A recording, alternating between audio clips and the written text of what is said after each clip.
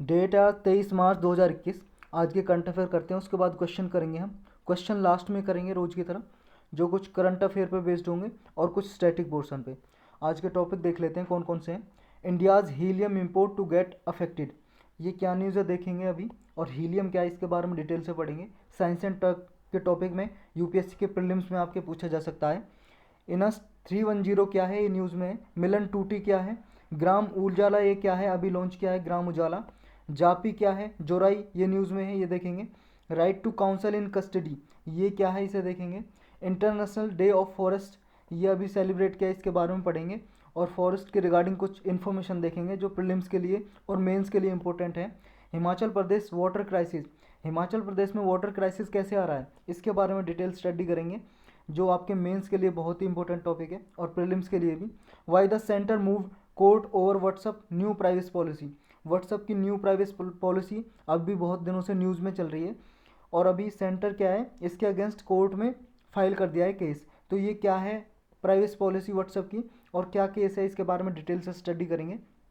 Next है आपका Ken Betwa interlinking project dam, ये रिसेंटली न्यूज़ में है, बहुत सालों से ये इस पे काम चल रहा है इंटरलिंकिंग प्रोजेक्ट पे। तो इसके बारे में डिटेल से पढ़ेंगे। स्टार्ट करते हैं अपना first topic. India's helium import to get affected, अभी क्या है इंडिया इंपोर्ट करता है, आयात करता है यूएसए से, अमेरिका से हीलियम मंगाता है। हीलियम क्या है, गैस है। आपको पता होगा अगर आपने पढ़ा होगा 10th क्लास तक भी केमिस्ट्री, केमिस्ट्री की पीरियोडिक टेबल है, एक पीरियोडिक टेबल में सेकंड एलिमेंट है, फर्स्ट हाइड्रोजन सेकंड हीलियम। तो इसका जो एटॉमिक नंबर है परमाणु क्रमांक सेकंड है और परमाणु जो भार है इसका एटॉमिक वेट है वो 4 है। 4.003 याद करने की जरूरत नहीं है, 4 याद कर लो। सिंबल He से इसे डिनोट किया जाता है और इसके इलेक्ट्रॉनिक कॉन्फ़िगरेशन क्या है 1s2।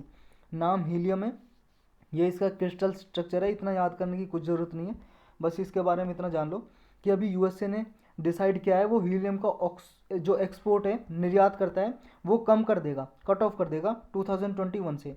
क्यों कर देगा, क्योंकि इंडियन अब इससे क्या होगा, मतलब ये जो यूएसए कट कर रहा है एक्सपोर्ट का कट कर रहा है तो इंडिया पे क्या इफेक्ट पड़ेगा, इंडिया पे एक इफेक्ट पड़ेगा जी, क्योंकि इंडियन इंडस्ट्री हैं जो अभी यूएसए से इंपोर्ट करती हैं हीलियम को।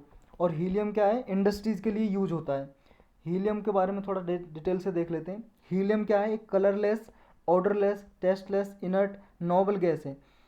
कलरलेस का मतलब जी कलर नहीं है, इसका कुछ दिखाई नहीं देता। अगर गैस उड़ रही है यहाँ पे मान लो तो आपको दिखाई नहीं देगी।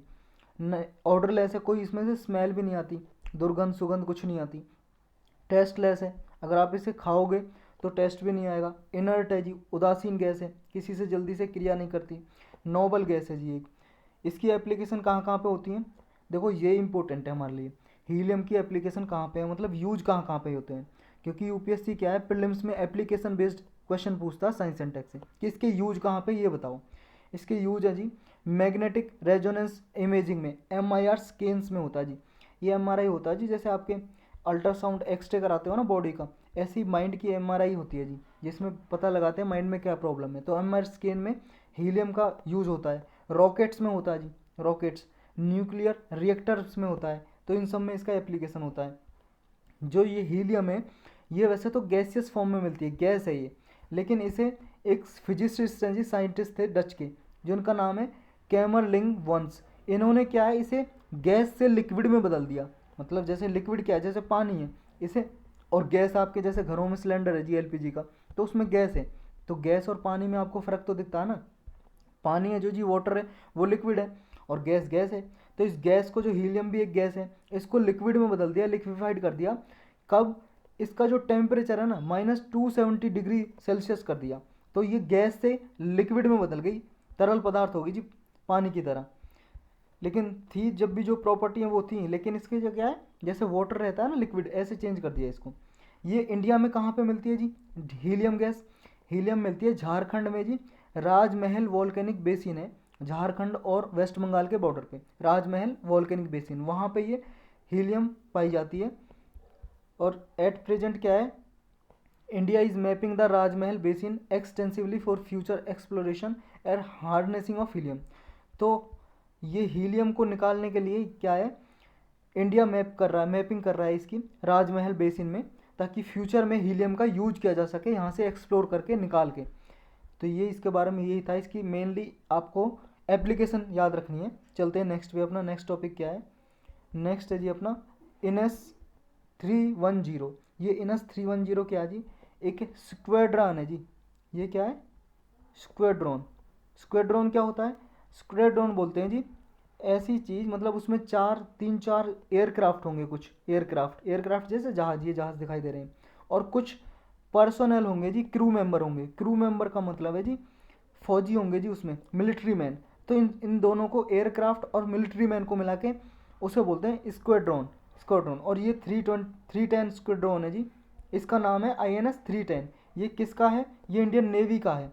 इंडियन नेवी का स्क्वाड्रॉन है जिसका पूरा नाम है इंडियन नवल एयर स्क्वाड्रॉन 310, और इसे कोबरा के नाम से भी जानते हैं, द कोबराज।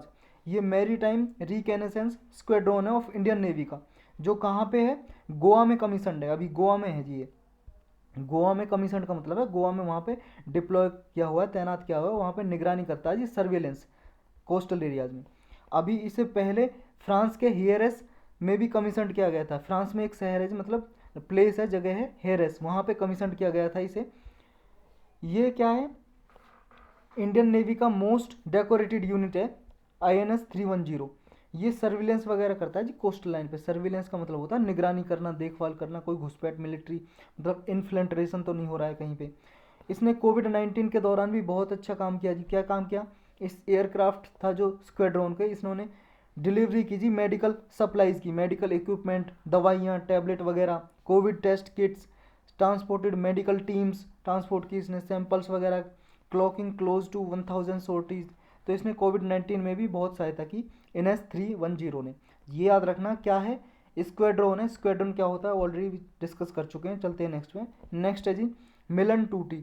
मिलन 2T क्या है, मिलन 2T एक एंटी टैंक गाइडेड मिसाइल है जी। ये देखो आप, ये है जी, ये है जी anti tank guided missile. Anti tank guided missile का मतलब है, जैसे जब टैंक होता है ना, टैंक, जैसे मान लो मिलिट्री का टैंक होता है, तो टैंक ऐसा होता है जी, उससे गोला बारूद चलाते हैं, उसे बोलते हैं टैंक। उस टैंक को ना ये डिस्ट्रॉय कर सकता है, ध्वस्त कर सकता है। देखो यहाँ से इसे लॉन्च किया जा रहा है, इसे ग्राउंड से भी लॉन्च किया जा सकता है, और लॉन्च करने का मतलब है जिसे चलाना। ये यहाँ से देखो लॉन्च कर दिया इसने, ये जा रहा ना, इससे निकल गया इससे, तो ये लॉन्च किया जा सकता है ग्राउंड से भी। ग्राउंड पर रख के इसे मिलिट्री मैन लॉन्च कर सकते हैं, और ये जो टैंक होगा उसे डिस्ट्रॉय कर देगा, नष्ट कर देगा। और ये किसी व्हीकल पे रख के भी लॉन्च किया जा सकता है, तो दोनों तरीके से लॉन्च किया जा सकता है। ये अभी न्यूज़ में इसलिए है क्योंकि मिनिस्ट्री ऑफ डिफेंस की एक एक्विजिशन विंग है, उसने कॉन्ट्रैक्ट साइन किया किसके साथ, defence public sector undertaking DPSU, Bharat dynamics limited के साथ। किस लिए, ताकि ये मिलन 2T है जो, ये मिलन 2T, ये एंटी टैंक गाइडेड मिसाइल्स को इंडियन नेवी को, सॉरी इंडियन आर्मी को सप्लाई किया जा सके। तो इंडियन आर्मी को सप्लाई करने के लिए अभी न्यूज़ में है।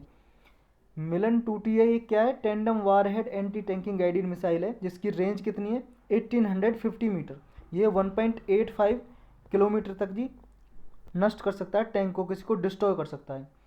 तो ये प्रोड्यूस कौन करता है, BDL करता है। इसे लाइसेंस लिया है जी किससे, MBDA मिसाइल सिस्टम फ्रांस से। जो मिसाइल्स हैं इन्हें ग्राउंड और व्हीकल बेस्ड लॉन्चर से फायर किया जा सकता है, मतलब लॉन्च किया जा सकता है। ये डिप्लॉय है जी कहाँ पे, anti tank role for both offensive और डिफेंसिव टास्क के लिए। ऑफेंसिव डिफेंसिव टास्क का मतलब ये है जी कि इनसे क्या है, कोई टैंक है उसको डिस्ट्रॉय भी किया जा सकता है, मतलब ऑफेंसिव हो गया। ऑफेंसिव का मतलब मार करना, डिस्ट्रॉय करना। डिफेंसिव जब है, जब मान लो कोई हम पे अटैक कर रहा है किसी एंटी टैंकिंग गाइडेड मिसाइल से, तो उसको रोकने के लिए, हम अपने आप को डिफेंड करने के लिए, बचाने के लिए भी इसे लॉन्च कर सकते हैं। तो दोनों काम करता है, ऑफेंसिव भी और डिफेंसिव भी। तो ये क्या है, कैपेबिलिटी बढ़ाएगा जी इंडियन आर्मी की, हमारी आर्म फोर्स है जो, इसे अगर हमारी आर्मी में है तो। और ये दूसरा जो हमारा गोल है, क्या गोल है, आत्मनिर्भर भारत, जिसके जरिए क्या है, अपने डिफेंस सेक्टर में इंडिजिनसली सारे इक्विपमेंट वगैरह प्रोड्यूस करना हमारे इंडिया में। तो डिफेंस सेक्टर में आत्मनिर्भर भारत को के गोल को अचीव करने में ये असिस्ट करेगा, सहायता करेगा। तो यही था इसके बारे में। चलते हैं नेक्स्ट पे। नेक्स्ट है अपना ग्राम उजाला। ग्राम उजाला, ग्राम का मतलब विलेज है जी इंग्लिश में, ये हिंदी का वर्ड है। ग्राम मतलब विलेज, और उजाला मतलब लाइट, प्रकाश। तो ग्राम उजाला प्रोग्राम है जी, कहाँ पे लॉन्च किया है रिसेंटली, ये बिहार में एक आरा डिस्ट्रिक्ट है जी, आरा। आरा का नाम सुना होगा आपने, एक गाना भी बना हुआ आरा के ऊपर। तो आरा डिस्ट्रिक्ट में ये लॉन्च किया है किसने, मिनिस्ट्री ऑफ पावर ने लॉन्च किया है, जिसके इसके अंतर्गत अंडर दिस प्रोग्राम जो ग्राम उजाला है 7 वॉट और 12 वाट की एलईडी बल्ब दिए जाएंगे। जैसे आपके घरों में लगे होते हैं ना एलईडी बल्ब, तो एलईडी बल्ब दिए जाएंगे विद 3 ईयर्स वारंटी, 3 साल की वारंटी होगी जी इनकी। जो 7 वाट और 12 वाट के बल्ब दिए जाएंगे ये रूरल कंज्यूमर्स को दिए जाएंगे, मतलब हाउस होल्ड जो रूरल है उनको दिए जाएंगे। और जो अभी क्या है वो बल्ब यूज करते हैं ना, इनकेडेसेंट बल्ब, जो बल्ब लगे होते हैं ना जिनकी येलो लाइट होती है, येलो रोशनी निकलती है पीली, तो उनको हटा के एलईडी लाइट लगाई जाएगी उनके घरों में। और ये एक एलईडी लाइट कितने रुपए की होगी, ओनली 10 रुपीज़ की। अगर बाहर मार्केट से ख़रीदने जाओगे आपको यही 150 200 या 250 की मिलती है, या 150 100 से कम नहीं मिलेगी। तो इसे गवर्नमेंट प्रोवाइड करेगी रूरल एरियाज़ में 10 रुपीज़ में। और जो ईच हाउस होल्ड को क्या है जी, अप टू 5 एलईडी खरीद सकता है। ऐसा नहीं है कि वो एक हाउस होल्ड, एक घर मान लो जी खरीद ले 10-15 एलईडी ना, एक हाउस होल्ड को मैक्सिमम 5 एलईडी खरीद सकता है और ईच एलईडी का प्राइस 10 रुपीज़ होगा। फर्स्ट फेज में ये 15 मिलियन एलईडी बल्ब डिस्ट्रीब्यूट होंगे। 15 मिलियन, मिलियन में 1 लाख होता है जी, अब लगा लो 15 को 10 से मतलब 1 मिलियन में 10 लाख होते हैं जी, 10 लाख। तो 50 का मिलियन का मतलब हो गया 150 लाख, यानी कि 1.5 करोड़ एलईडी डिस्ट्रीब्यूट होंगी। कौन कौन से डिस्ट्रिक्ट में होंगी, ये इनमें होंगे जी बिहार की आरा डिस्ट्रिक्ट में, इसमें जितने भी विलेज है वहाँ पे, वाराणसी उत्तर प्रदेश में जी इसके जितने भी विलेज है वहाँ पे, विजयवाड़ा आंध्र प्रदेश में, नागपुर महाराष्ट्र में, और विलेज है जी वेस्टर्न गुजरात में। तो इन 1 2 3 4 5 स्टेट में डिस्ट्रीब्यूट होंगे स्टार्टिंग में। तो ये अगर स्टेट में आ जाए ग्राम उजाला पूरे कंट्री में इम्प्लीमेंट हो रही है, तो उसका जवाब है नो। सिर्फ 5 स्टेट की 5 डिस्ट्रिक्ट एरियाज में ये इम्प्लीमेंट होगी, 5 district only, villages of 5 district only, इनमें इम्प्लीमेंट होगी सिर्फ ये।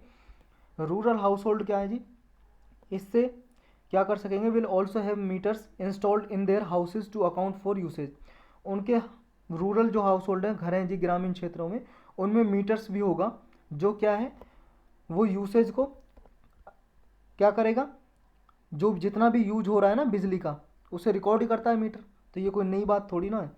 अब इस प्रोग्राम में एक इम्पोर्टेंट बात है जो हमें पढ़नी है, जो इस प्रोग्राम को इम्प्लीमेंट कर रहे हैं 10 रुपये की दे रहे हैं जी एलईडी। अब एलईडी 10 रुपये की दे रहे हैं, गवर्नमेंट को ऐसा थोड़ी नहीं है जैसे कोई कंपनी बना रही है जी, मान लो कोई कंपनी एलईडी बल्ब बना रही है, वो कंपनी थोड़ी ना गवर्नमेंट को 10 रुपये में बेचेगी, वो तो अपना प्रॉफिट बनाएगी, वो तो 100 रुपये जितनी कीमत है 100 या 100 या 150 या 200 उतने में ही देगी। लेकिन गवर्नमेंट इसे इतने रुपए में खरीद के और 10 रुपीज़ में बेच रही है, तो गवर्नमेंट ये पैसा लेके कहाँ से आएगी, ये फंड कहाँ से होगा, ये पैसा लेके आएगी जी कहाँ से, कार्बन क्रेडिट से। अब ये कार्बन क्रेडिट क्या है, कार्बन क्रेडिट का मतलब ये है जी, carbon credit is a permit that allows the company that holds it to emit a certain amount of carbon dioxide और other greenhouse gases. One credit permits the emission of a mass equal to 1 ton of carbon dioxide. नहीं समझे, देखो बात ये है जी, carbon credit का मतलब ये है, मान लो आपने सोलर एनर्जी के प्लांट लगा रखे हैं, सोलर एनर्जी मतलब सूर्य से आप बिजली बना रहे हो, सोलर एनर्जी का प्लांट है जी, इससे आप बिजली बना रहे हो, जितनी पावर प्रोड्यूस कर रहे हो, मान लो आप प्रोड्यूस कर रहे हो 1 लाख रुपीज़ की या 100 करोड़ रुपीज़ की कर रहे हो आप, तो इतनी अगर मान लो इतनी पावर अगर फॉसिल फ्यूल से करते, थर्मल एनर्जी से करते, मतलब कोल से प्रोड्यूस होती है जी बिजली, उसे बोलते हैं थर्मल पावर, तो थर्मल पावर से करते उसमें क्या है CO2 निकलती है जी, इमिशन निकलता है, कार्बन इमिशन होता है। तो अगर जितनी पावर आप सोलर एनर्जी से प्रोड्यूस कर रहे हो, अगर यही थर्मल एनर्जी से प्रोड्यूस की होती तो उससे कितना CO2 निकलता, तो ये CO2 आपने बचा लिया निकलने से जब आपने सोलर एनर्जी यूज की, समझ रहे हो। अगर यही सोलर एनर्जी यूज ना करके आप थर्मल पावर से एनर्जी प्रोड्यूस करते तो मान लो 100 टन CO2 निकलती, तो यही 100 टन CO2 आपने बचा ली। तो जितना पैसा क्या है इसमें लगता थर्मल एनर्जी प्रोड्यूस करने में, तो इतना आपने फंड बचा लिया, कैपिटल बचा लिया, पैसा। अब ये ही क्या है, कार्बन क्रेडिट है जी। ये कार्बन क्रेडिट आपके पास सर्टिफिकेट हो गया, कार्बन क्रेडिट का सर्टिफिकेट है जी, इस पे लिखा हुआ है कागज है कार्बन क्रेडिट सर्टिफिकेट। अब ये आपके पास ये इतना इसकी वैल्यू है जी, मान लो एक कार्बन जो कार्बन क्रेडिट सर्टिफिकेट है उसका मतलब है 1 टन ऑफ CO2। एक टन में आपको पता है कितने होते हैं, लगभग 1000 किलोग्राम होते हैं जी एक टन में। तो 1 टन CO2 लग बराबर होता है 1 कार्बन क्रेडिट सर्टिफिकेट। अब ये सर्टिफिकेट आप ना किसी को बेच सकते हो पैसों में, पैसों इसकी कीमत होगी जी, प्राइस होगा कुछ, किसी को बेच सकते हो। किसको बेच सकते हो? मान लो जो कंपनी ऐसी है वो क्या है, कोई एक्टिविटी या कोई ऐसा प्रोडक्शन कर रही है, ऐसा प्रोडक्ट बना रही है हमारी कंट्री में या कहीं पे भी, जो CO2 प्रोड्यूस करता है या कार्बन इमिशन होता है उससे, तो ये क्या है, उसे परमिशन नहीं देगी गवर्नमेंट की, आप पॉल्यूशन कर रहे हो भाई साहब, उस पर पेनल्टी लगा देगी। लेकिन वो ये कार्बन इमिशन कर सकती है कब? जब जो कार्बन क्रेडिट सर्टिफिकेट को खरीद ले। तो ये कंपनी क्या करेगी, मान लो जी ए कंपनी कार्बन इमिशन कर रही थी और ये सोलर एनर्जी प्रोड्यूस करने वाली कंपनी थी, इससे ये कार्बन क्रेडिट खरीद लेगी, समझ रहे हो, एक कार्बन क्रेडिट खरीदेगी, एक कार्बन क्रेडिट सर्टिफिकेट खरीदेगी, तो ये 1 टन CO2 तक इमिशन कर सकती है एनवायरनमेंट में। तो जब ये कार्बन सर्टिफिकेट बेचेगा, कार्बन क्रेडिट सर्टिफिकेट बेचेगी ये, मान लो कोई गवर्नमेंट का प्लांट है सोलर एनर्जी प्रोड्यूस करने का, वो बेचेगा कार्बन क्रेडिट सर्टिफिकेट, तो ये पैसा भी तो लेगा इससे। अब जो ये पैसा आएगा ना, मनी आएगी, मनी कैपिटल, तो इस मनी को कहाँ पे इम्प्लीमेंट करेंगे? इस स्कीम में, ग्राम उजाला में, समझ गए। ये इस तरह से होगा जी। ये इस तरह की फर्स्ट सच प्रोग्राम है इंडिया में जो कार्बन क्रेडिट से फाइनेंस होगा, सारा पैसा लगेगा। ये कार्बन क्रेडिट किसके अंदर प्रिपेयर किए जाएंगे? ये एक प्रोग्राम है जी, साइन प्रोग्राम ऑफ एक्टिविटीज़, इसके अंडर प्रिपेयर किए जाएंगे कार्बन क्रेडिट, जिनमें ऑप्शन होगा जी वॉलंटरी कार्बन स्टैंडर्ड का भी वेरीफाई करने का, जो डिपेंड होगा बायर्स की नीड पे, मतलब जो खरीदेंगे उनकी ज़रूरत के अनुसार ये होगा। कार्बन क्रेडिट बायर होंगे will also be sought through an open process based on initial discussion with the market. Open process के जरिए क्या जी, बायर्स हैं जो कार्बन क्रेडिट को खरीदना चाहते हैं, ओपन प्रोसेस के जरिए इनिशियली डिस्कशन करेंगे मार्केट में, तो उसके जरिए भी ये खरीद सकते हैं। Balance cost and margin on the LED cost will be recouped through the carbon credit earned. जो कार्बन क्रेडिट से पैसा आएगा, मनी आएगी जी, उसके थ्रू ही जो LED के पे खर्चा होगा उसको बैलेंस करेंगे, मार्जिन करेंगे। तो यही इसमें था जी, समझना। चलते हैं नेक्स्ट में। नेक्स्ट है जी जापी। अभी न्यूज़ में इसलिए देखो, अमित शाह को जापी पहनाई गई, ये असम में इलेक्शन आ रहे हैं ना, वहाँ पे कैंपेन करने गए, अपना मतलब भाषण देने, एड्रेस करने। तो ये जी, ये दिखाई दे रही है ना आपको, हैट, हैट है जी, ये टोप है, टोपी, तो ये असम में यूज होती है जापी। तो ये बस इतना याद रखना है, एक कॉनिकल हैट है जो बम्बू से बनाई जाती है, और ड्राइड टोकू, टोकू क्या जी, पाम ट्री से, पाम ट्री मतलब ताड़ का पेड़ होता है ना, उसे बोलते हैं, तो उनसे बनाई जाती है ये असम में। ये बेसिकली क्या है, गेस्ट वगैरह को, कोई मान लो गेस्ट आया जी, मतलब गेस्ट आप समझते हो, तो गेस्ट आया उसको क्या है, रेस्पेक्ट देने के लिए, फेलिसिटेट करने के लिए ये पहनाई जाती है टोपी वगैरह। या फिर ये फार्मर्स क्या करते हैं, पहनते हैं इसे धूप से बचने के लिए, सन से बचने के लिए, रेन से, बारिश से बचने के लिए, while working in the field, जब खेत में काम कर रहे होते हो ना, जब इसको ओढ़ लेते हैं जी टोपी को, जैसे ये पहना रखी है ना अमित शाह जी को, तो ऐसे ही से पहन लेते हैं, अगर बारिश आए उससे बच जाते हैं, धूप से बच जाते हैं। तो इतना याद रखना है। इसमें किससे बनी होती है ये, बम्बू से और टोकू से, और दूसरा किस लिए यूज होती है ये। नेक्स्ट है जी जोराई। जोराई क्या है, ये जी जोराई देख रहे हो, ये एक ऐसा इंस्ट्रूमेंट है जी, ये मान लो पोट है, बर्तन है, जो प्रेयर में ऑफरिंग करने के काम आता है। जब मान लो कोई प्रार्थना पूजा कर रहे होते हैं मंदिर में, जैसे आप होते हैं ना छोटी छोटी कटोरियाँ घी वगैरह रखने के लिए, या कुछ भगवान को चढ़ावा चढ़ाते हैं, ऑफरिंग करते हैं, उसे बोलते हैं ऑफरिंग करना। ऑफरिंग मतलब भगवान को चढ़ावा चढ़ाना, तो इसके ज़रिए चढ़ा सकते हैं। ये इंस्ट्रूमेंट कहाँ पे यूज होता है, असम में।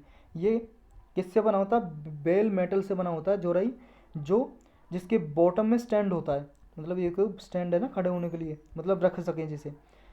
तो विद और विदाउट कवर हो सकता है, इस कवर हो भी सकता है, जो ऊपर रखा है ये कवर, जो इसके ऊपर कवर है ये हो भी सकता है, नहीं भी हो सकता। तो जोराई इसका नाम याद रखना है, कहाँ से, असम से।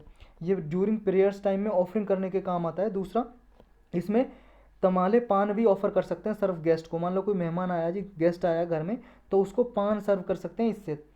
दूसरा ये, जैसे कोई मान लो प्रेजेंट देना हो किसी को, जोराई किसी किसी को मान लो उपहार देना हो, या कोई गेस्ट को रेस्पेक्ट देना हो, तो ये जोराई, जापी और गमोसा के साथ फेलिसिटेट किया जाता है किसी को भी, मतलब रेस्पेक्ट दिया जाता है असम में।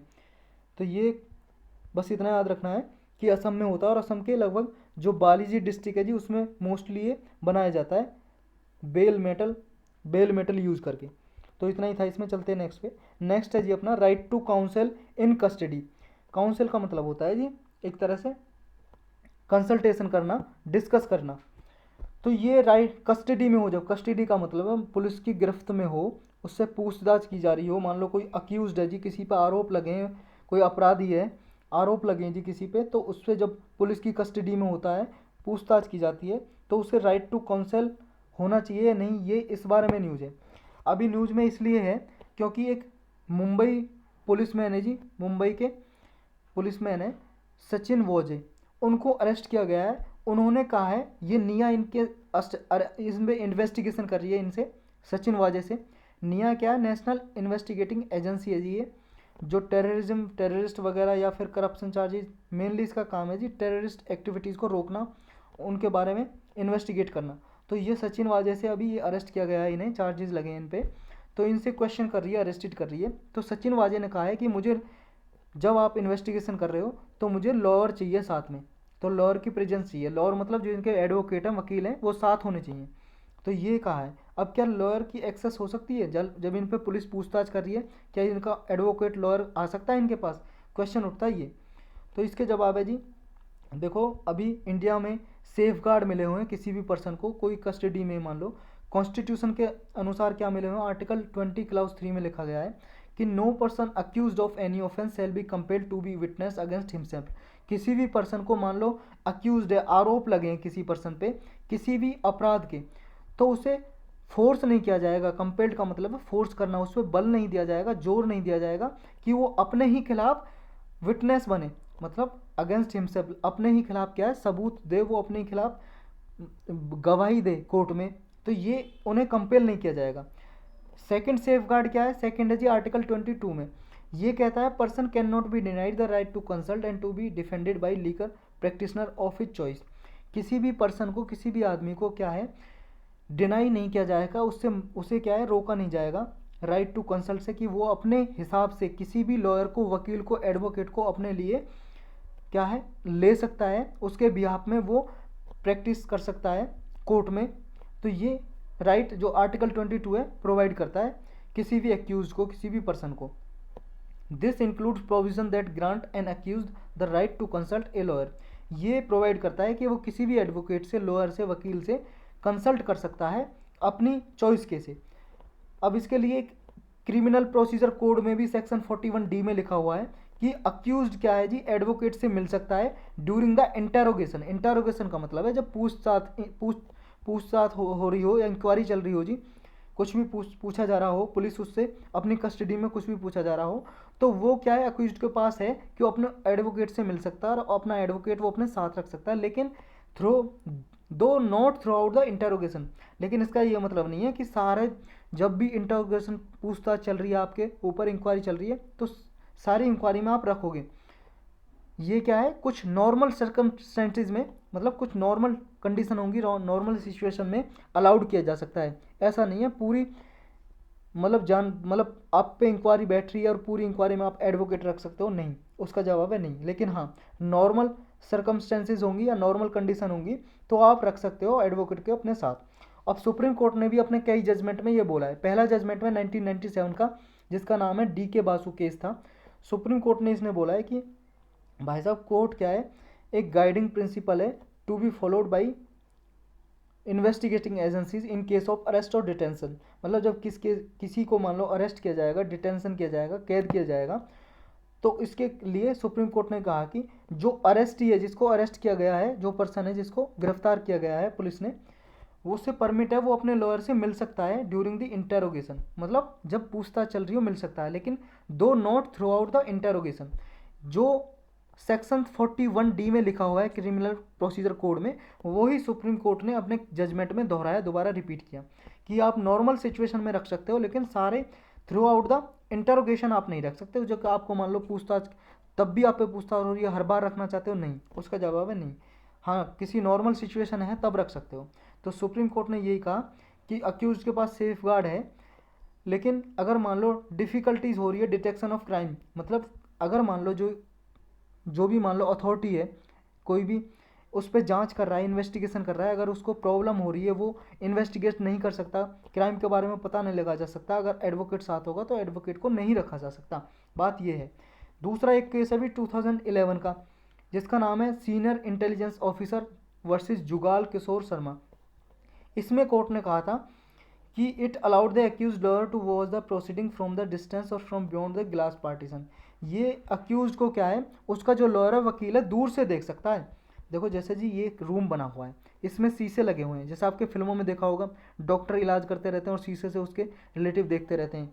तो इस तरह से कुछ ऐसा है कि ये एक ग्लास रूम होगा जिसमें क्या बाहर खड़ा होगा, दूर से लॉयर उसका एडवोकेट देख सकता है जी, हाँ उस पर इंक्वायरी चल रही है, बाहर से देख सकता है, दूर से ग्लास से देख सकता है। तो ये परमिट किया।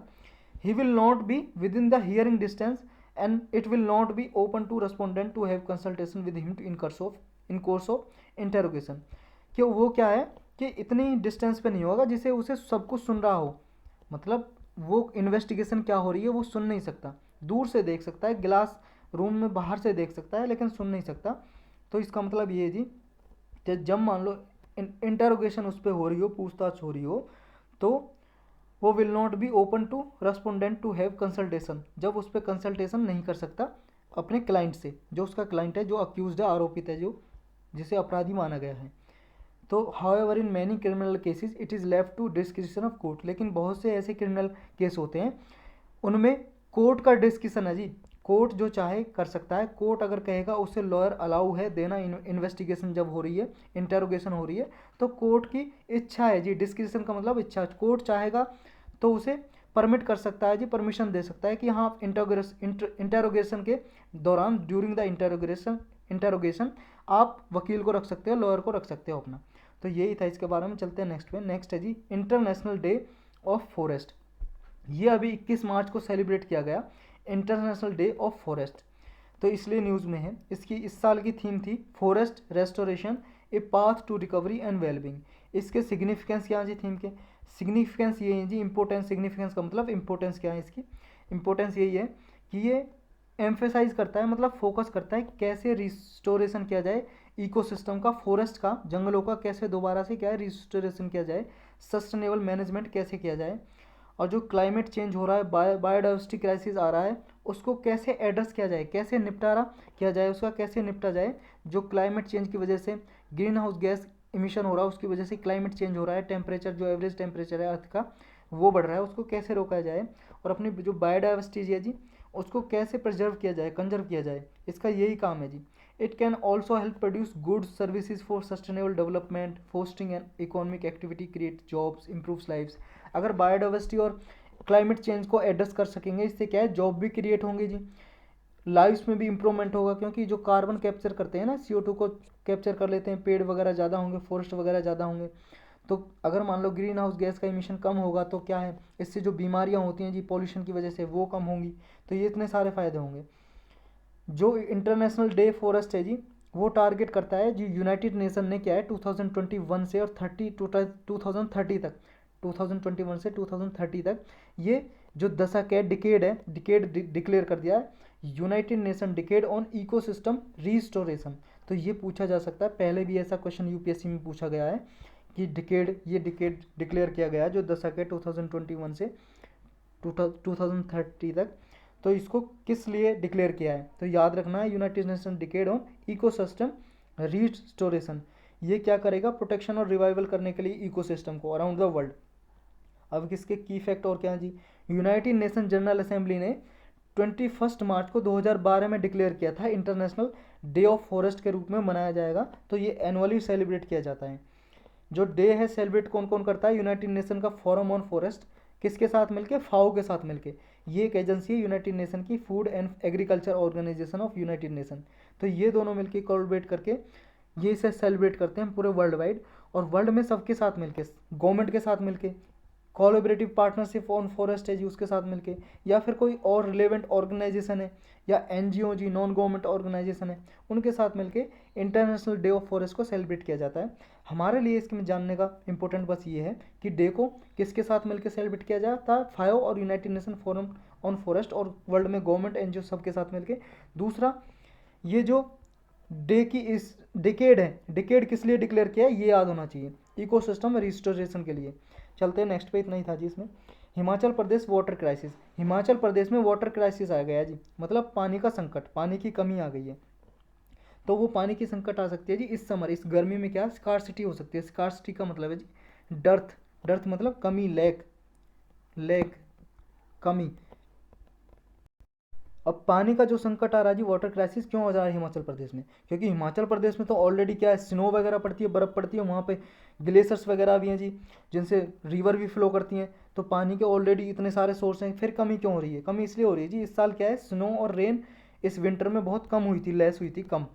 स्नो मतलब जो बर्फ़ पड़ती है, बारिश होती है, वो कम हुई थी हिमाचल प्रदेश में, जिसकी वजह से क्या है, जो वहाँ पे वाटर सोर्सेज थे उनमें कमी आ गई है। जैसे स्प्रिंग्स है जी, स्प्रिंग मतलब झरने जो होते हैं, वेल्स, कुएँ, बावरीज, लेक्स, जो झील हैं, रिवलेट्स या स्ट्रीम्स, रिवर्स, तो उनमें कम पानी कम हुआ है नदियों वगैरह में, स्नो और रेन कम होने की वजह से। तो वाटर की डिमांड लेकिन बढ़ती जा रही है, क्यों? क्योंकि पॉपुलेशन तो बढ़ती जा रही है, डे बाई डे इंक्रीज हो रही है पॉपुलेशन पे, तो कोई कंट्रोल है नहीं जी हमारे इंडिया में, आपको पता है दिन पे दिन बढ़ती जा रही है। तो इन पे क्या है, बर्डन और बढ़ेगा। जो पाइप वाटर है या स्प्रिंग्स हैं, बावरीज हैं, रिवर्स हैं, तो वाटर की जो डिमांड है इंक्रीज होगी अगर पॉपुलेशन होगी। इससे इम्पैक्ट क्या होगा जी, water shortage is also likely to cause crop loss, is reduce water availability. इसकी वजह से क्या, अगर पानी कम होगा जी, पानी की कमी होगी, शॉर्टेज होगी, तो क्या क्रॉप के लिए भी कम पानी होगा, फसलों के लिए, उससे कम क्रॉप उगाई जाएंगी, उससे क्या है, फॉडर अवेलेबिलिटी भी नहीं होगी। फॉडर का मतलब है जी चारा, जो पशु एनिमल्स के लिए चारा होता है, फॉडर भी की भी कमी हो जाएगी। लेकिन सॉल्यूशन क्या प्रपोज किए गए जी, कि इसका हल क्या है, सॉल्यूशन क्या है? जो ऑलरेडी हेड पंप लगाए गए हैं या बोरवेल्स, जो मान लो 12 वगैरह लगाए हुए गए हैं वहाँ पे हेड पंप वगैरह या समरसीबल वगैरह, तो उनको रोका जाए, स्टॉप किया जाए। उनको स्टॉप कर दिया गया है कि इनको अभी इंस्टॉल नहीं किया जाएगा, क्योंकि ये वाटर टेबल है उसको डिप्लीट करते हैं। वाटर टेबल का मतलब है जी जो ग्राउंड में पानी होता है ना, जैसे ये जी अर्थ सरफेस, यहाँ के नीचे कितने, मतलब अगर खुदाई करें, कुछ कुआ कुआ खोदें, वेल खोदें, तो कहाँ तक पानी निकल सकता है? तो जहाँ पे पानी मिलेगा ना नीचे ज़मीन में, उसको बोलते हैं, मान लो 30 फीट पे मिले या 40 फीट पे मिले या 40 फीट पे मिले, मतलब 50 फीट पे मिले, तो ये जो होगी, ये आपका जो लाइन होगी जहाँ पे वाटर स्टार्ट हो जाएगा पृथ्वी के अंदर, अर्थ के अंदर, उसे बोलते हैं वाटर टेबल। तो वाटर टेबल डिप्लीट होती जा रही है। डिप्लीट का मतलब है जी कम होती जा रही है, ये घटती जा रही है। जैसे मान लो पानी ज़्यादा एक्सट्रैक्ट किया जाएंगे तो पानी कम हो जाएगा, तो वाटर टेबल नीचे चली जाएगी, डिप्लीट हो जाएगी, फिर और नीचे, फिर और नीचे, ऐसा टाइम आएगा 100 फुट पे पानी मिल रहा है, तो ये डिप्लीट होती जा रही है। इसको रोकने के लिए जो हेड पंप वगैरह बोरवेल हैं उनको स्टॉप किया गया है। स्टेट में वाटर हार्वेस्टिंग टैंक बनाए जाएंगे। वाटर हार्वेस्टिंग का मतलब है जी जब मान लो रेन वगैरह हो, बारिश हो, तो वाटर को कंजर्व किया जा सके, कलेक्ट किया जा सके और स्टोर करके रखा जा सके कि गर्मी के टाइम पे उसे यूज कर सकें, तो वाटर हार्वेस्टिंग टैंक बनाए जाएंगे। जल शक्ति डिपार्टमेंट क्या जी फ्यूचर में स्नो हार्वेस्टिंग को भी एक ऑप्शन हो सकता है, मतलब जब बर्फ़ पड़े उसको भी क्या है, कलेक्ट करो और उसे स्टोर करके रखो। अभी तो बारिश के पानी को स्टोर करके रखते हैं, तो ये स्नो को हार्वेस्ट करने के लिए भी ऑप्शन हो सकता है। तो इतना ही था, इसमें चलते हैं जी नेक्स्ट पे। Why the centre moved out court over WhatsApp new privacy policy. WhatsApp क्या जी न्यू प्राइवेसी पॉलिसी लाने वाला है, जो अगले 6 महीने में इंप्लीमेंट हो जाएगी। व्हाट्सअप का कहना ऐसा है। प्राइवेसी पॉलिसी क्या है जी, एक पॉलिसी है इसकी, पूरा डिटेल में पढ़ेंगे। जैसे आप व्हाट्सअप खोलते हो, अपना व्हाट्सअप खोलते हो, कभी कभी आपने देखा होगा, जैसे ही व्हाट्सअप खोला आपने, ऊपर एक क्या है, पॉपअप वो आ जाता है नोटिफिकेशन, उसमें लिखा होता है कि आप do you accept the WhatsApp privacy policy, क्या आप व्हाट्सअप की प्राइवेसी पॉलिसी को एक्सेप्ट करते हो? ये 6 महीने का टाइम दिया है जी आपको। अगर उस पर आप येस करते हो तो ये क्या है, आपका व्हाट्सअप चलता रहेगा। अगर आपने नो किया तो व्हाट्सअप क्या है, आपका बंद हो जाएगा, आप व्हाट्सअप यूज़ नहीं कर सकते। लेकिन उसका एक नुकसान है जी, अगर आपने येस कर दिया तो इसका मतलब है आपकी प्राइवेसी व्हाट्सअप देख सकता है। प्राइवेसी का मतलब ये है जी, आप जो भी, मान लो आपका नंबर हो गया, फ़ोन नंबर, या आपकी कोई लोकेशन डिटेल हो गई, या आपकी कोई भी और, जैसे व्हाट्सअप से पेमेंट करते हैं, पेमेंट आपका अकाउंट नंबर हो गया, या फिर और भी कोई पर्सनल डिटेल आपकी हो गई जी, तो ये सारी डिटेल क्या है जी, ये व्हाट्सअप चेक कर सकता है अगर आपने येस कर दिया। तो इससे ये नुकसान है जी, आपकी प्राइवेसी हो जाएगा। और ये सारा डेटा है ना, जो आपका फ़ोन नंबर हो गया या आपकी लोकेशन हो गई, कहाँ पे रहते हो, ये सारी डिटेल ये किसी कंपनी को बेच सकते हैं जी, जिसे ज़रूरत है। मान लो कस्टमर होते हैं ना, जैसे आपके फ़ोन पे देखे होंगे अनवांटेड कभी कभी एसएमएस आते रहते हैं, मैसेज आते रहते हैं कि जैसे मान लो किसी कंपनी से आ गया है, ये ख़रीद लो, वो ख़रीद लो, चप्पल ख़रीद लो, ये ख़रीद लो, तो ऐसे मैसेज वगैरह आते रहते हैं, तो ऐसी कंपनियों को बेचा जाएगा। इससे व्हाट्सअप को पैसा मिलेगा जब आपका डेटा बेचेगा। तो आपने येस कर दिया, इसका मतलब आपकी प्राइवेसी क्या है जी, कंप्रोमाइज़ हो जाएगी। अब प्राइवेसी सारा व्हाट्सअप देखेगा आपका, तो आप देख के येस या नो करना है, जो भी करना। अभी न्यूज़ क्या है जी, ये पूरा डिटेल से पढ़ते हैं। अभी कोर्ट ने जी केस कर दिया मिनिस्ट्री ऑफ कोर्ट में केस किया, किसने? Ministry of electronics and information technology ने दिल्ली हाई कोर्ट से कहा कि जो व्हाट्सएप की न्यू प्राइवेसी पॉलिसी है उसको रिस्ट्रेन किया जाए, रोका जाए। ऐसा क्यों कर रहे हैं जी? Why does IT ministry want the high court to restrain WhatsApp policy को क्यों रोकना चाहती है? देखो, सुप्रीम कोर्ट का जजमेंट था, उसने कहा था had placed this responsibility upon the centre, centre पे ये रिस्पॉन्सिबिलिटी रखी थी कि सेंटर क्या है जी, एक डेटा प्रोटेक्शन और प्राइवेसी पॉलिसी लेके आए।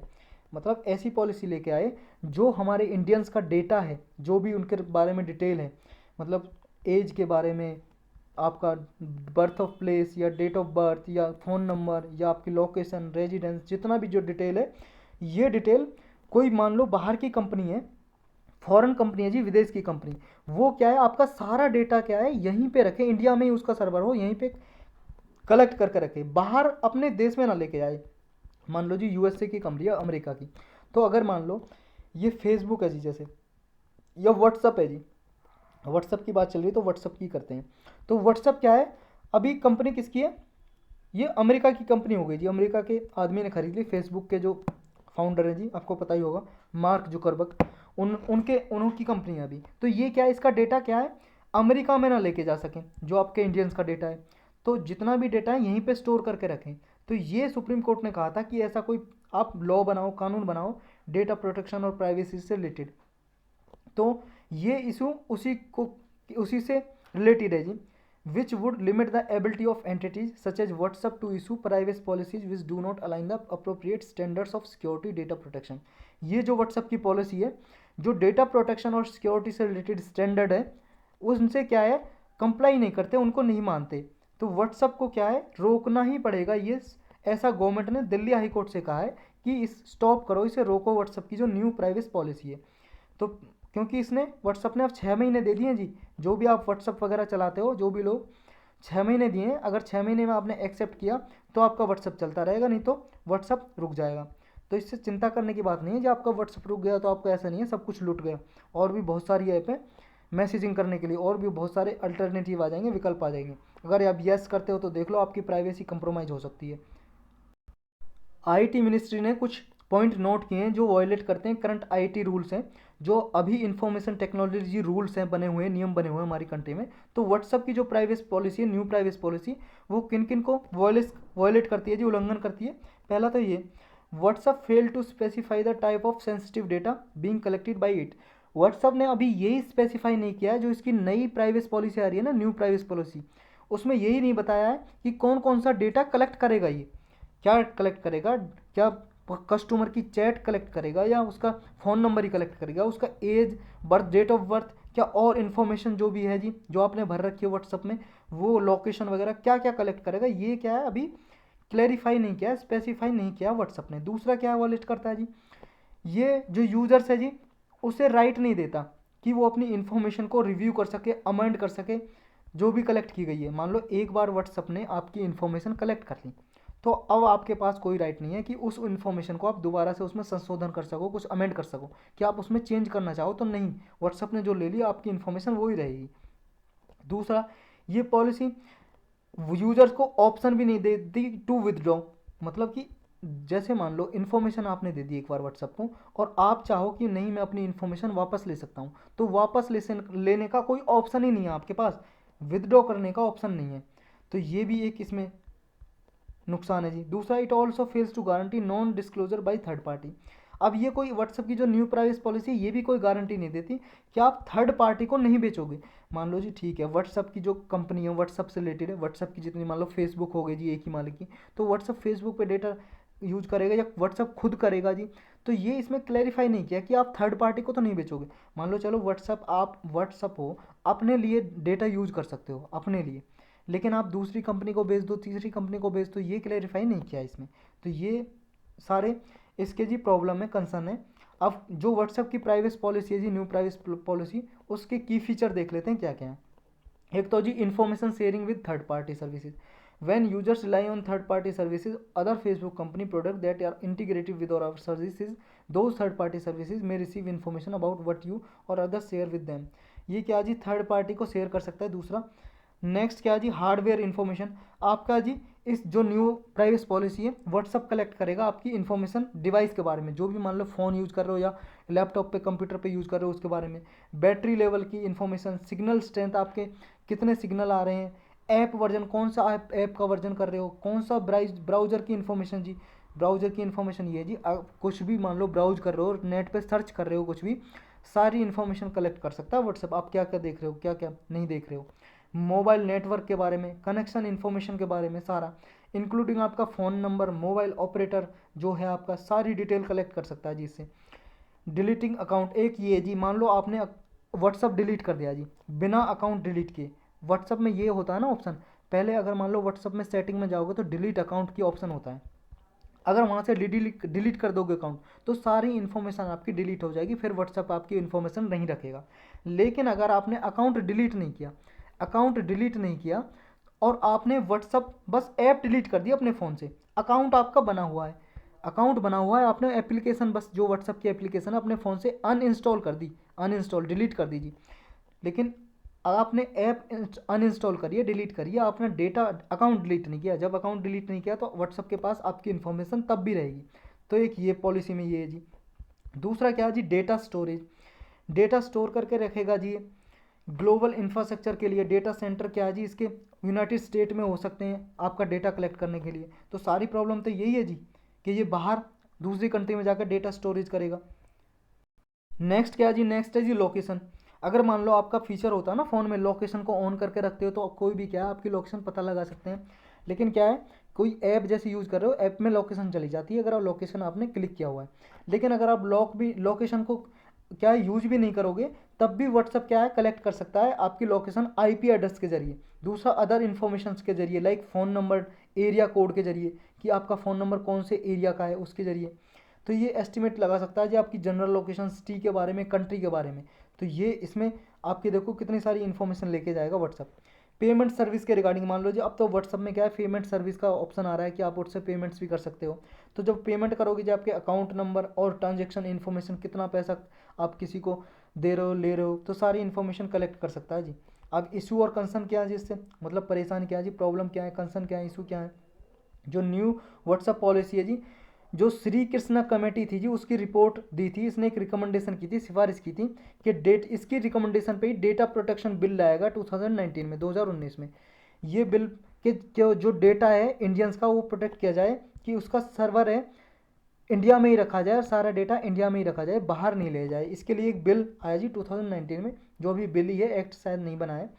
तो ये क्या है, तो श्री कृष्णा कमेटी ने रिपोर्ट किया था डेटा प्रोटेक्शन बिल के लिए, तो इसका वॉयलेशन करता है जी न्यू व्हाट्सएप प्राइवेसी पॉलिसी, इसका उल्लंघन करता है। दूसरा प्रिंसिपल ऑफ डेटा लोकलाइजेशन है उसका जी, तो ये इसको भी वॉयलेट करता है। डेटा लोकलाइजेशन का मतलब है जो डेटा इंडियंस का है वो लोकल एरियाज में ही क्या है सेव रहेगा, आप यहीं पे रखोगे उस डेटा को, बाहर नहीं लेके जाओगे हमारी कंट्री से। लेकिन ये तो बाहर लेके जाएगा व्हाट्सएप, तो इसको भी क्या है, इसको भी ये transfer of personal data outside the country, जो डेटा लोकलाइजेशन के प्रिंसिपल है, सिद्धांत है हमारी कंट्री में, वो कर्व करता है, रोकता है। कर्व करने का मतलब स्टॉप करता है, रोकता है कि आप पर्सनल डेटा को कंट्री से बाहर नहीं लेके जा सकते। लेकिन व्हाट्सएप की न्यू प्राइवेसी पॉलिसी तो इसी के साथ है, बाहर लेके जाएगी। With the updated privacy policy से क्या है, व्हाट्सएप आपका जो डेटा है शेयर कर सकता है किसी के साथ। तो beyond and conversation actual text, essentially everything beyond the conversation actual text, मतलब सारा डेटा आपका ये व्हाट्सअप शेयर कर सकता है, सिवाय इसके जो आपकी कन्वर्सेशन कर रहे हो ना, किसी के साथ चैटिंग कर रहे हो व्हाट्सअप पे, उसको छोड़ के वो आपका डेटा नहीं लिया जाएगा, उसको छोड़ के सारा डेटा आपका शेयर कर सकता है। अगर मान लो यूजर डिसएग्री करता है मैसेजिंग प्लेटफॉर्म पे, जो व्हाट्सअप प्राइवेसी पॉलिसी है जी, वहाँ पे ऑप्शन आ रहा है ना जब व्हाट्सअप चलाते हो, तो उसमें येस नो का, एग्री या डिसएग्री का ऑप्शन आ रहा होगा। अगर आप डिसएग्री करते हो, असहमत हो, तो आपके अगले 6 महीने में व्हाट्सअप आप नहीं चला सकोगे, ये ऐसी पॉलिसी है। लेकिन चिंता मत करो जी, नए और विकल्प आ जाएंगे, नहीं भी चला पाओगे, या फिर आपके लिए और भी बहुत सारी ऐप हैं, चैटिंग ऐप हैं। चलते हैं जी नेक्स्ट पे, इतना ही था इसमें। नेक्स्ट इंपॉर्टेंट है जी Ken Betwa interlinking project dam. Ken Betwa river है जी, नदी है जिनको इंटरलिंक किया जा रहा है, मतलब आपस में जोड़ा जा रहा है कैनाल के जरिए। तो ये जी मध्य प्रदेश के सीएम और उत्तर प्रदेश के सीएम ने अभी साइन किया है एक एग्रीमेंट, समझौता, कि केन बेतवा जो लिंक प्रोजेक्ट है उसको इम्प्लीमेंट किया जाएगा, लागू किया जाएगा। ये देखो जी अपना हिंदुस्तान, ये छोटा सा देखो, यहाँ पे ये मध्य प्रदेश और यूपी के बॉर्डर का एरिया है जो बड़े में ये दिखाया गया है। इसमें देखो जी ये केन रिवर है जो दिखाई दे रही है आपको, केन रिवर है। और जो दिखाई दे रही है इधर आपको, ये जी बेतवा रिवर, कौन सी है, ये दिखाई दे रही है जो बेतवा रिवर है। तो केन रिवर को बेतवा रिवर से ये लिंक किया जा रहा है जी कैनाल से, ये दिखाई दे रही है आपको, देखो ये डॉट डॉट डॉट डॉट से बने हुए हैं, ये जी कैनाल, नहर, नहर से जोड़ा जा रहा है दोनों रिवर को।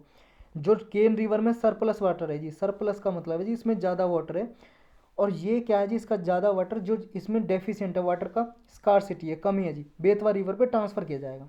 इससे क्या होगा, जो यूपी और मध्य प्रदेश में जो एरिया बुंदेलखंड का रीजन है, यहाँ पे इरिगेशन वगैरह के लिए, क्रॉप के लिए पानी होगा, ड्रिंकिंग वाटर के लिए पानी होगा, तो ये सब पानी की फैसिलिटी प्रोवाइड करने के लिए, तो ये सब है जी, अगर थोड़ा सा ब्रीफ में जाने। अब ये प्रवचन पढ़ लेते हैं जी, क्या क्या लिखा हुआ है इसमें।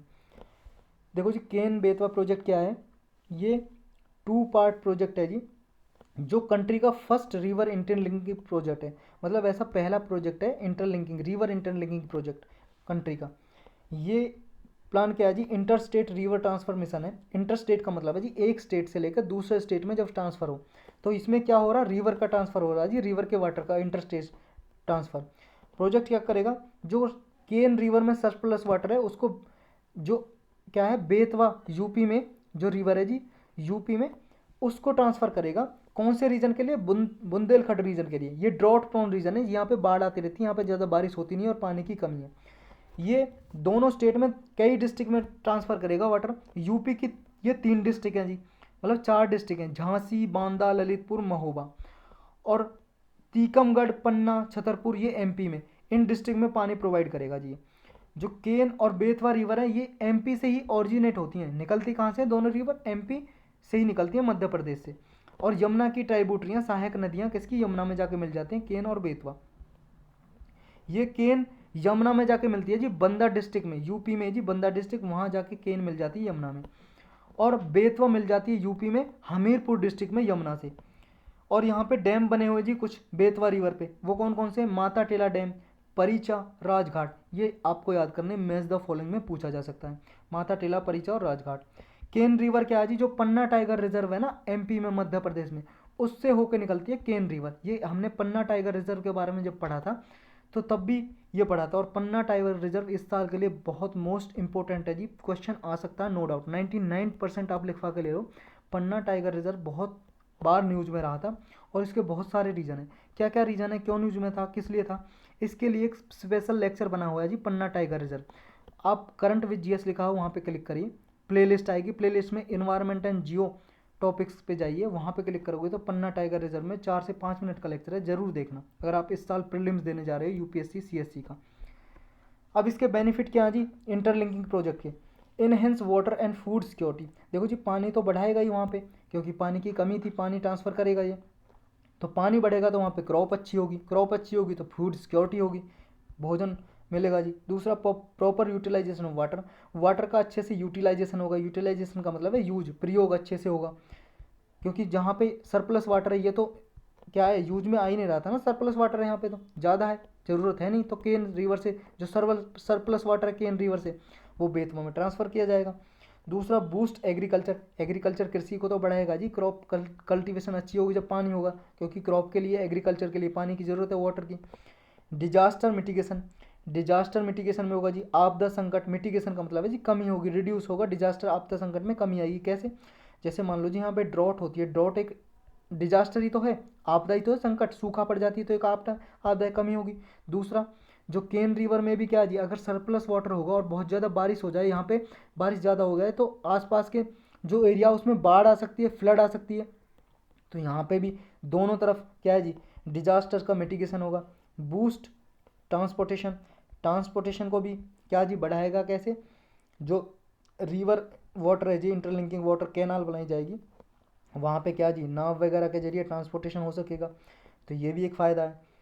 तो इतना ही था जी आज के लेक्चर में। अब हम क्वेश्चन करेंगे, अगर तैयार हो तो स्टार्ट करते हैं। फर्स्ट टॉपिक क्या है, consider the following statement regarding helium gas. Helium gas के बारे में आज ही पढ़ा जी, बताना आपको कौन कौन सी स्टेटमेंट सही हैं, करेक्ट स्टेटमेंट बतानी है आपके। It is a inert gas, ये एक उदासीन गैस है। It is India's Rajmahal volcanic basin in Rajasthan is the store house of helium trapped for billions of years. Billion of year से राजस्थान के राजमहल वॉल्केनिक बेसिन में ये हीलियम गैस है हमारे इंडिया में। तो आपको ये बताना करेक्ट कौन सा, 1 2 दोनों करेक्ट, दोनों गलत। दूसरा बिल्कुल गलत है, आपने सही सोचा, क्योंकि राजमहल वॉल्केनिक बेसिन कहाँ पे, अभी हमने पढ़ा झारखंड में, ना कि राजस्थान में, तो ये गलत हो जाएगा। पहला बिल्कुल सही है जी, इनर्ट गैस है, ऑर्डरलेस गैस है, टेस्टलेस गैस है, तो ये हमारा 1 करेक्ट हो जाएगा ए। चलते हैं नेक्स्ट पे। नेक्स्ट है जी हमारा United nation convention on the rights of person with डिसएबिलिटीज include which of these rights for differently abled. जो डिफरेंटली एबल्ड पीपल होते हैं जी, डिफरेंटली एबल्ड आप समझते हो हैंडीकैप्ड वगैरह, जिनके हाथ पैर वगैरह खराब होते हैं, उन लोगों के लिए कुछ राइट है जी यूएन कन्वेंशन के अनुसार अकॉर्डिंग। तो वो राइट कौन कौन से हैं ये बताना आपको, करेक्ट बताना कौन कौन से इनमें से। Rights to accessibility including the information technology, ये राइट टू एक्सेसिबिलिटी में क्या है, वो इंफॉर्मेशन टेक्नोलॉजी को भी इंक्लूड करते हैं क्या। दूसरा, उन्हें rights to live independently and be included in the community, उन्हें जीने का इंडिपेंडेंटली जीने का अधिकार है और वो कम्युनिटी में इंक्लूड होने का अधिकार है क्या, डिफरेंटली एबल्ड पीपल को यूएन कन्वेंशन के अनुसार। Rights to participate in political and public life, वो जी राजनीति में या पब्लिक लाइफ में हिस्सेदारी ले सकते हैं जी, पार्टिसिपेट कर सकते हैं, क्या उनका अधिकार है ऐसा। तो आपको बताना जी कौन सा करेक्ट है। देखो ऐसे क्वेश्चन यूपीएससी हर बार 1-2 क्वेश्चन पूछता ही पूछता है, अगर प्रीवियस ईयर के क्वेश्चन पेपर देखे होंगे तो आपको पता ही होगा। 1 3 2 3 1 2 2 1 2 3 ऑल ऑफ दी अबव, जी हाँ बिल्कुल डी करेक्ट आंसर है, सारे ही राइट हैं यूएन कन्वेंशन के अनुसार डिफरेंटली पीपल को, डिफरेंटली एबल्ड पीपल को। चलते हैं नेक्स्ट पे जी। नेक्स्ट है हमारा, ये बहुत बार न्यूज़ में रहा जी और हमने कई बार ये पढ़ा है अपने करंट अफेयर में बहुत पहले। Christchurch call to action essentially takes the issue of, ये Christchurch call to action है, ये किससे रिलेटेड है ये बताना जी आपको। Combat terrorism and extremism online, जो ऑनलाइन क्या है जी टेररिज्म होता है, आतंकवादी गतिविधियां होती हैं या एक्सट्रीमिज्म फैलता है, उसको रोकने के लिए क्या। Limiting the spread of nuclear weapons, जो नाभिकीय हथियार का स्प्रेड हो रहा है जी, डिसेमिनेशन हो रहा है, उसको रोकने के लिए क्या। Safe and environmentally sound cycling ships, जो क्या है जी safe environmentally sound recycling ship है जी, उनके लिए मतलब सेफ गार्ड करने के लिए होता है क्या। जो शिप होते हैं जी, जहाज होते हैं पानी के जहाज, उनको रिसाइकिल करने के लिए होता है क्या Christchurch call to action. या फिर reduction and limitation of strategic offensive arms, जो ऐसे होते हैं जी ऑफेंसिव आर्म्स, आर्म्स का मतलब है जी हथियार वगैरह, उनको रिड्यूस करने के लिए, लिमिट लगाने के लिए ये एक्शन है क्या। करेक्ट आंसर है जी ए। ये टेररिज्म और जो एक्सट्रीमिज्म है, ऑनलाइन गतिविधियां जो होती हैं, इलीगल एक्टिविटीज़, टेररिज्म और एक्सट्रीमिज्म के रिगार्डिंग, उनको रोकने के लिए, फाइट करने के लिए, कॉम्बेट करने के लिए है जी। चलते हैं नेक्स्ट पे। भारत 22 स्कीम, ये हमने न्यूज़ अब पढ़ा भी था जी अपने करंट अफेयर में बहुत पहले, और कई बार न्यूज़ में रहता है, कई सालों से न्यूज़ में है और न्यूज़ में रहता ही है। तो आपको बताना भारत 22 स्कीम है क्या। Increase maritime and land security of all coastal and border states of India, जो इंडिया के कोस्टल स्टेट है ना, तट के स्टेट हैं लगे हुए हैं, जैसे ये जी अपना हिंदुस्तान, कोस्टल एरिया जो ओशन से लगे होते हैं ना, उन्हें बोलते हैं कोस्टल स्टेट्स या कोस्टल बॉर्डर स्टेट। तो इनमें क्या है जी सुरक्षा बढ़ाने के लिए है क्या ये भारत 22 स्कीम योजना। या फिर bolster government's disinvestment programme, जो गवर्नमेंट का डिस इन्वेस्टमेंट का प्रोग्राम है उसको इन्हेंस करने के लिए क्या, बॉल्स्टर का मतलब है इन्हेंस, इंक्रीज करने के लिए। डिस इन्वेस्टमेंट का मतलब है जी जब गवर्नमेंट अपनी गवर्नमेंट कंपनी होती है, जैसे पीएसयू होती है, पब्लिक सेक्टर अंडरटेकिंग, जो गवर्नमेंट कंपनी को बोलते हैं जी पीएसयू, पब्लिक सेक्टर अंडरटेकिंग, जब इनकी भागीदारी बेच देती है, शेयर बेच देती है, उसको बोलते हैं डिस इन्वेस्टमेंट, अपनी भागीदारी बेचना। तो इसके लिए क्या ये भारत 22 स्कीम। या improve conversion of 22 schedule language in constitution of India, या फिर हमारे संविधान में 22 लैंग्वेज दी गई हैं, मेंशन है, उनका कन्वर्जेशन इंक्रीज करने के लिए, इम्प्रूव करने के लिए है क्या। या फिर फैसिलिटेट हाउसिंग फॉर ऑल 2022, या 2022 तक सबको हाउस, घर प्रोवाइड करना है क्या इसका मकसद। आपको बताना जी कौन सा है। देखो जी बी ऑप्शन करेक्ट है, क्योंकि ये भारत 22 एक बॉन्ड शेयर की तरह है जो डिस इन्वेस्टमेंट प्रोग्राम को बॉल्स्टर करता है गवर्नमेंट के। तो बी हमारा करेक्ट आंसर हो जाएगा बी। चलते हैं नेक्स्ट पे जी। A share purchase or buy back is a decision by a company to purchase its own stock from the market, such a move may lead to. कोई company अपने share या bond कुछ भी है जी, उसको क्या जी वापस बाय करती है, खरीदती है लोगों से जिनको उसने बेचा है। तो ये मूव क्यों लेती है, इससे क्या फ़ायदे हैं, क्या लीड करता है जी, इससे क्या क्या हो सकता है। अगर शेयर बाई बैक करेगी कंपनी तो क्या क्या होगा उससे। First, it reduces the number of outstanding shares of the company, ये कंपनी के शेयर मार्केट में जो हैं उनको रिडक्शन कर देगी जी, रिड्यूस कर देगी, घटा देगी। Tends to increase the price of remaining share. जो प्राइस है जी रिमेनिंग शेयर का, उनका प्राइस इंक्रीज हो जाएगा अगर कोई कंपनी अपने शेयर बाय करती है, बैक वापस खरीद लेती है। It is often undertake when the company's shares are undervalued. ये कंपनी जो स्टेप लेती है अपने शेयर वापस खरीदती है मार्केट से, ये तब लेती है अक्सर जब कंपनी के जो शेयर का प्राइस है वो घट रहा होता है, रिड्यूस हो रहा होता है। तो कौन सा जी 1 2 1 3 2 3 है, all of the above. All of the above correct है जी, सारे ही करेक्ट हैं। ये बाई बैक तभी करती है जब शेयर का प्राइस घट रहा हो, और जब जितने शेयर मान लो मार्केट से खरीद लिए तो शेयर जो क्या है कंपनी के शेयर मार्केट में घट जाएंगे, लेकिन प्राइस इंक्रीज हो जाएगा जो बाकी के शेयर बढ़े बचे हुए हैं। चलते हैं next page. Consider the following statement regarding monetary policy. Monetary policy के रिगार्डिंग आपको स्टेटमेंट दी हुई है, आपको करेक्ट स्टेटमेंट बतानी है कौन सी है। फर्स्ट स्टेटमेंट क्या बोल रही है, Reserve Bank of India RBI is vested the responsibility of conducting monetary policy under the provision of RBI act 1934। RBI act बनाया जी आज़ादी से पहले का 1934। इसके अनुसार आरबीआई रिस्पॉन्सिबिलिटी है जी मॉनेटरी पॉलिसी के देखभाल करना।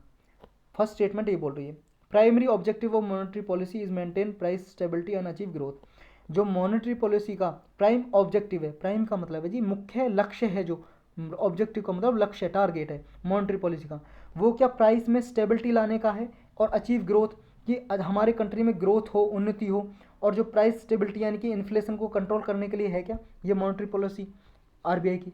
थर्ड बोल रहा है inflation target is set by the RBI in consultation with the government once in every 5 year.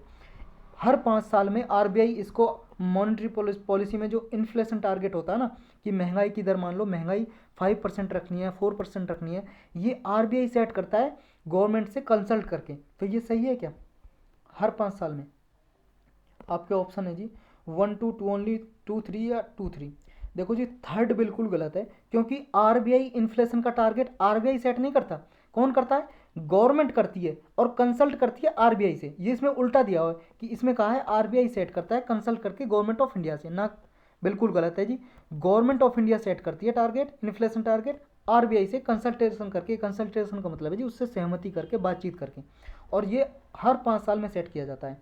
तो 1 2 बिल्कुल करेक्ट है जी, ए करेक्ट हो जाएगा। और ये स्टेटमेंट है ना थर्ड स्टेटमेंट, अगर आप यूपी पीसीएस की तैयारी कर रहे हो उसमें पूछा जा चुका है, आगे भी पूछा जा सकता है, और यूपीएससी के प्रीलिम में भी पूछा जा सकता है। चलते हैं नेक्स्ट पे जी। नेक्स्ट है जी which of the following are regulated by RBI. RBI किस किस के लिए रेगुलेट करता है जी, रेगुलेशन बनाता है, ये बताना आपको। स्टॉक एक्सचेंज के लिए, merchant banking companies, venture capital fund companies के लिए। 2 only 1 3 2 3 none of the above. Correct बताना जी किस किस को रेगुलेट करता है आरबीआई। इसका ऑप्शन है जी किसी को भी नहीं करता, नन ऑफ दी अबव हो जाएगा डी, क्योंकि इन सबको अलग अलग करते हैं जी। जैसे स्टॉक एक्सचेंज हो गया, कौन करता है, सेबी करता है, security exchange board of India. तो इन सबको अलग अलग करते हैं ऐसे ही रेगुलेट, आरबीआई नहीं करता। चलते हैं नेक्स्ट पे जी। एंजल इन्वेस्टर के बारे में कुछ स्टेटमेंट दी हुई है, आपको इनकरेक्ट बताना जी गलत स्टेटमेंट कौन सी है। Angel investor are high net worth individual who generally buy back failed firms for asset restructuring. Angel investor high net individual होते हैं जो अपने जो भी इन्वेस्टमेंट दिए फर्म को, उसको क्या है बैक बाई बैक कर लेते हैं, दोबारा वापस खरीद लेते हैं। Funds angel investor provide may be one time investment to help the business propel और an ongoing injection of money to support and carry the company. Angel investor क्या करते हैं जी, फंड प्रोवाइड करते हैं, पैसा देते हैं, वन टाइम इन्वेस्टमेंट करते हैं, मतलब एक टाइम इन्वेस्टमेंट कर दिया आपने किसी भी कंपनी में, और फिर उसकी ऑन गोइंग एक्टिविटीज़ को चलाने के लिए आपने मनी दे दी, पैसा दे दिया, इन्वेस्ट कर दिया, ताकि कंपनी चलती रहे। तो ये सपोर्ट करते हैं कंपनी को। तो ये स्टेटमेंट सही है या गलत है, आपको इनकरेक्ट बतानी है गलत कौन सी है। 1 गलत है, 2 गलत है, दोनों गलत है, दोनों ही गलत है जी, बताओ कौन सी गलत है। देखो जी फर्स्ट स्टेटमेंट बिल्कुल इनकरेक्ट है, गलत है, क्योंकि ये हाई नेट वर्थ इंडिविजुअल नहीं है, बल्कि ये एंजल इन्वेस्टर उनको बोला जाता है। मान लो आप कोई स्टार्टअप करना चाहते हो, स्टार्टअप का मतलब है जी कोई नई कंपनी खोलना चाहते हो, और जो वो आपको क्या है पैसा दे कंपनी खोलने के लिए, मान लो 50% शेयर ये कर लीजिए, और जो भी प्रॉफिट होगा 50% एंजल इन्वेस्टर को देना पड़ेगा। मतलब स्टार्टिंग में क्या है जी, आपकी कंपनी को सपोर्ट करने के लिए, चलाने के लिए पैसा जो देते हैं, इंजेक्ट करते हैं ऑपरेशन चलाने के लिए किसी बिजनेस का, या फिर ऑन गोइंग कोई कंपनी है वो घाटे में चल रही है उसको पैसा दे, तो ये ऐसे एंजल इन्वेस्टर बोला जाता है जी कंपनी को जो सपोर्ट करते हैं। तो ये बिल्कुल सही है, और हमें बताना इनकरेक्ट, इनकरेक्ट ओनली 1 है, तो ए हो जाएगा जी आंसर। नेक्स्ट है जी hard currency is usually referred because. Hard currency को हार्ड करेंसी क्यों कहा जाता है, क्यों, उसका कारण जी करेक्ट बताना कौन सा। It is seen as a politically and economically stable. ये क्या है जी, राजनीतिक और आर्थिक रूप से स्टेबल होती है जी, इसमें कोई ज़्यादा रिडक्शन या इंक्रीज नहीं होता, स्टेबल होती है ये करेंसी, इसलिए इसे हार्ड करेंसी बोला जाता है। सेकंड बोल रही है it is widely accepted around the world as a form of payment for goods and service. पूरे वर्ल्ड में जी वर्ल्ड वाइड ये एक्सेप्ट की जाती है गुड्स और सर्विस खरीदने या बेचने के लिए, पेमेंट करने के लिए, इसलिए इसे हार्ड करेंसी बोलते हैं। ये हार्ड करेंसी की फैसिलिटी है, मतलब वो है क्या, फीचर्स है क्या। थर्ड बोल रहा है it is not likely to depreciate appreciate suddenly. ये हार्ड करेंसी क्या है जी, जल्दी से इसका मूल्य जो घटता भी नहीं है और जल्दी से बढ़ता भी नहीं है, डेप्रिसिएट भी नहीं होता, अप्रिसिएट भी सडनली नहीं होता। समझ रहे हो। तो कौन सी है जी हार्ड करेंसी के बारे में करेक्ट स्टेटमेंट, 1 2 2 3 या 1 3 या 1 2 3 ऑल ऑफ दी अबव। जी हाँ बिल्कुल सी करेक्ट है जी, ऑल ऑफ दी अबव सारी सही हैं। हार्ड करेंसी उसी को बोलते हैं जी जो स्टेबल हो करेंसी, जिसपे कोई बहुत कम इफेक्ट पड़े, जैसे जी अमेरिकन डॉलर है, ये हार्ड करेंसी माना जाता है, ये स्टेबल करेंसी है जी। किसी भी गुड या सर्विस खरीदनी हो किसी भी कंट्री से, डॉलर का उपयोग करके खरीद सकते हो आप, और ये सडनली अचानक से डेप्रिसिएट या एप्रिसिएट नहीं होती जी। नेक्स्ट आज, अरे नए नहीं क्वेश्चन है जी, 10th क्वेश्चन गायब हो गया। अब मिलेंगे जी कल।